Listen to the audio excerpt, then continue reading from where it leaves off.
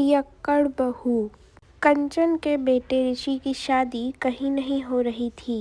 एक तो ऋषि मोटा, ऊपर से कमाई भी कोई खास नहीं। लेकिन कंचन को तो शौक था मॉडर्न बहू लाने का, और उसे ऐसी लड़की मिल भी जाती है। हमें तो आपका ऋषि बहुत पसंद है, लेकिन मैं आपको साफ साफ बता देती हूँ, मेरी बेटी के शौक थोड़े से अलग है बहन जी। अरे बहन, हमें सब पसंद है।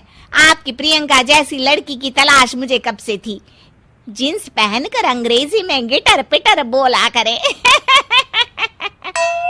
अरे बहन जरा सुन तो लो, मेरी बेटी के शौक क्या क्या है। अरे नहीं नहीं बहन, बस लड़की को देख लिया तो सब कुछ देख लिया।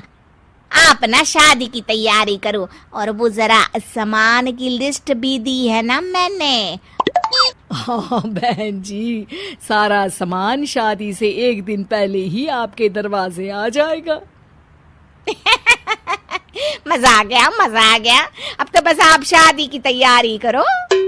प्रियंका के माता पिता के जाने के बाद कंचन का पति कहता है, अरे भाग्यवान, तुम तो कुछ ज्यादा ही जल्दी दिखा रही थी शादी की। अरे बोलने तो देती, लड़की की माँ क्या बोलना चाह रही थी।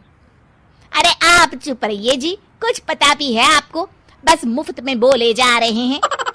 मेरी दोस्त शशि की बहू देखी, लंबी पतली और पढ़ी लिखी, हजारों में कमाई और संस्कारी भी। अरे पर जब वो मेरी बहू देखेगी तो जल भुन जाएगी। लेकिन तुम तो शादी ऋषि के लिए कर रही हो ना, या शशि के लिए? तुम्हारा लड़का कुछ कमाता भी नहीं है, और शरीर भी भगवान की दुआ से फूलता ही जा रहा है। फिर बोले आप हैं? फिर बोले आप? मैंने कहा ना, प्रियंका जैसी जींस पहनकर अंग्रेजी झाड़ने वाली बहू किस्मत वालों को ही मिलती है। चुप रहिए आप। पति के लाख कहने पर भी कंचन ऋषि की शादी प्रियंका से करवा देती है। लेकिन प्रियंका जैसे ही घर में आती है, वैसे ही जोर जोर से चिल्लाकर नाचने लगती है। आज मेरे यार की शादी है, आज मेरे यार की शादी है। अरे नाचो मां नाचो। आज मेरे यार की शादी है।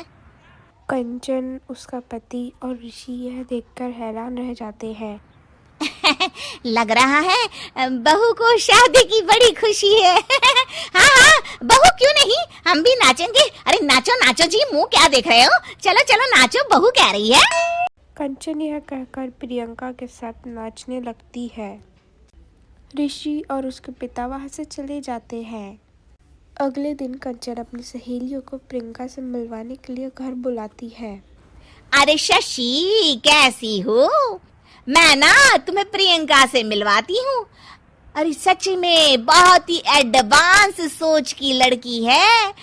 कितने मॉडर्न ख्यालात है उसके, पता है तुम्हें? अरे हाँ कंचन, जरूर। बच्चों की शादी अच्छी ही होनी चाहिए। और वैसे भी तुझे तो शुरू से ही ऊंचे ख्याल की बहू चाहिए थी। तभी कंचन की सहेली कहती है, अरे कंचन, बुलाओ ना प्रियंका को, हम भी मिल ले। अरे बहू प्रियंका, जरा बाहर तो आना। कई बार आवाज देने के बाद भी प्रियंका बाहर नहीं आती है, तो कंचन को बुरा लग जाता है। वो उसे लेकर बाहर आती है।